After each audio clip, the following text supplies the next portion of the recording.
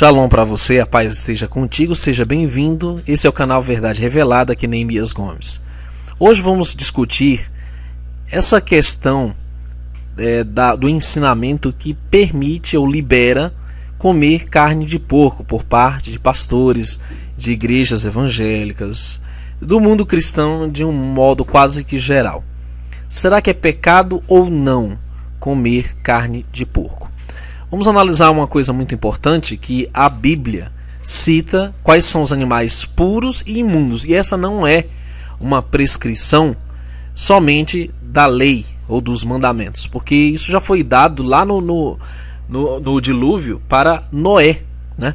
Tanto é que essa diferenciação foi passada para Noé, que ele deveria colocar dos animais puros 5 pares, dos animais impuros apenas 2 pares. Pois muito bem, a Bíblia cita todos os animais impuros no livro de Levítico, chamado pelos judeus de Vaikra, no capítulo 11, 1 a 46, em uma passagem bíblica onde o Criador fala a Moisés e Arão. Então o Criador ele determina que entre os animais aquáticos são considerados puros todos que possuem barbatanas e escamas juntamente e vivem nos mares ou rios. Todos os demais são classificados como animais imundos e impuros. Isso inclui frutos do mar, né? Qualquer animal aquático que não tenha barbatanas e escamas juntamente. Dos insetos, todos que são alados, ou seja, que possuem asa ou algo parecido e andam sobre 4 pés, são considerados impuros. No entanto, todos os insetos alados e com 4 pés, que possuem pernas sobre seus pés para saltar sobre a terra, podem ser comidos, como gafanhotos, por exemplo. Muito bem, entre os terrestres, quadrúpedes, o Criador disse a Moisés e a Arão, verso 2: digam aos israelitas, de todos os animais que vivem na terra, esses são os que vocês poderão comer. E aqui está a lista em Levítico 11, é muito clara, explícita esta lista. Morcego é impuro, camelo, camaleão, iracoideia, o damão, cormorão, cuculidai, o cuco, águia, furão, sapo, abutre do Egito, milhafre, bulbo, ascalafos, lebre, gavião, açor, cisne, caimão comum, saracura, galinula, clorópus, né, da família Halidae, garça, mobélia, gaivota, bibe, coruja, buraqueira, avestruz, upupa, pops ou polpa, mocho galego, lagarto, coruja da igreja ou coruja de celeiro, né, mergulhão, toupeira, rato. Inclusive isso aqui é muito consumido na China, em alguns países asiáticos. Mussaranho, até no Brasil tem gente que come isso. Falcão da noite, águia pesqueira, né? E aí nós temos o abutre barbudo e o strigiformes, pelicano é outra classe. O porco, que é o ponto de discussão desse vídeo, se é pecado não comer o porco. Corvo, caracol, ciconidae, os cegonhas, porco doméstico, né, mais comum, mais consumido, inclusive seus derivados, tartaruga, abutre. E aliás, ainda tem gente que tenta cozinhar isso. Imagina essa situação. Bom, o grande problema é o seguinte: eles dizem que em Mateus 15 o Messias liberou comer de tudo, porque o que entra não é o que contamina, é o que sai. Será que é isso mesmo que o Messias ensinou em Mateus 15? Muito bem, o contexto aqui se refere a uma situação em que eles comiam sem seguir a tradição de lavar as mãos, que é um ritual de purificação até hoje praticado no judaísmo. Então, eles censuraram o Messias, tanto é que ele diz aqui no verso 13, eles disseram: por que transgredir vós o mandamento, né, pela vossa tradição? Isso foi a resposta do Messias. Porque o Criador ordenou dizendo honra teu pai e tua mãe, e quem maldisser ao pai ou à mãe certamente morrerá. Então, claramente, o teor do contexto de Mateus 15 não é alimentação. Não são leis dietéticas. O que estava em embate aqui era a questão das tradições humanas que eram inventadas por eles, e que essas tradições humanas sobrepujavam o mandamento e anulavam o mandamento. Tanto é que o Messias vai dizer no verso 6: e assim invalidastes pela vossa tradição o mandamento do Criador. Ou seja, o Messias não estava abolindo os mandamentos do Criador sobre as leis dietéticas, animais limpos e impuros, e mandando todo mundo comer porco aqui. Negativo.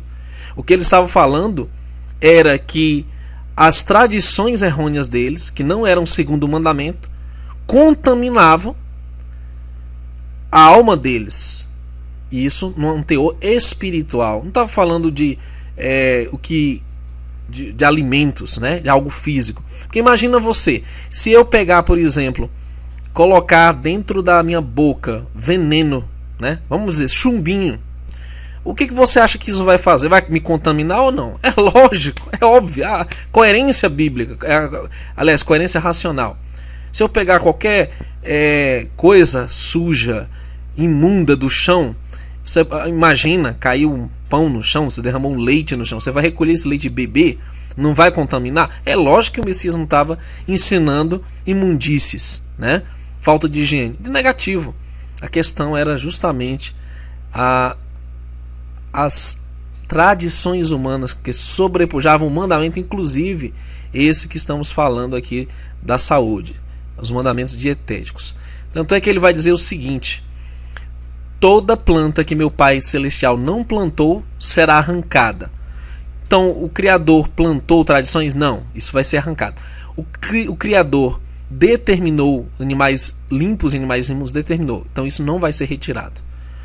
Aí vence também a objeção de Atos 10, onde ele cita a visão do lençol de Pedro. Ali Deus mostrou para Pedro que você pode comer de tudo, inclusive tudo que é imundo, né? Inclusive escorpião, sapo, abutre, caranguejo, tudo tá liberado. Será que foi isso mesmo que o Criador revelou a Pedro?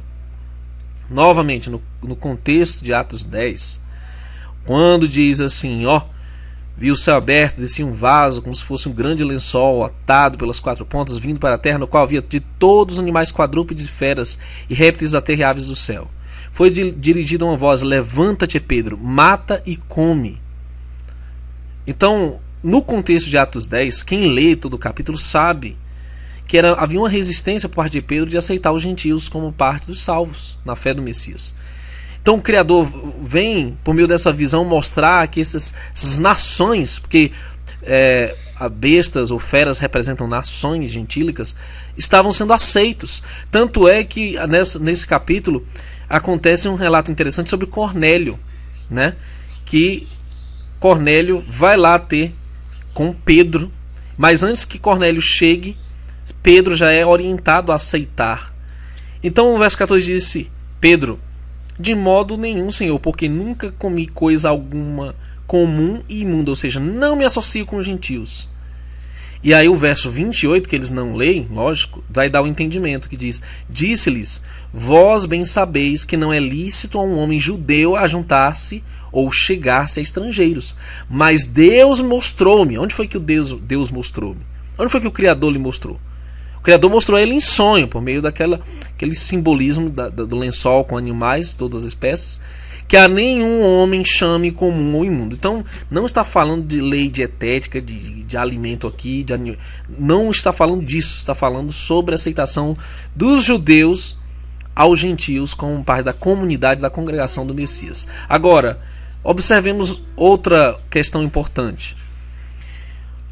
As pessoas normalmente dizem que o porco ele é uma carne que foi liberada na nova dispensação, no Novo Testamento, por conta desses textos isolados que você encontra aqui e ali.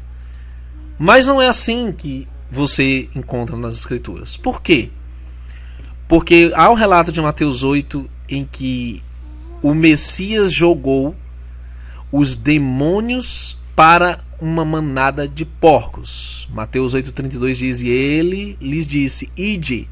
E saindo eles se introduziram na manada de porcos. Aliás, foram os demônios que pediram para que o Messias não lhes enviasse para o abismo, mas para os porcos.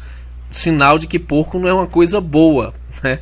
Que os demônios queriam se apossar daqueles porcos. E eis que toda aquela manada de porcos se precipitou no mar por um despenhadeiro e morreram nas águas.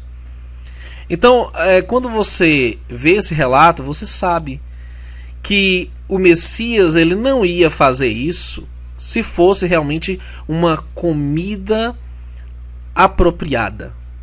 Porque no caso lá da multiplicação dos pães, ele ordenou que fosse ajuntado tudo.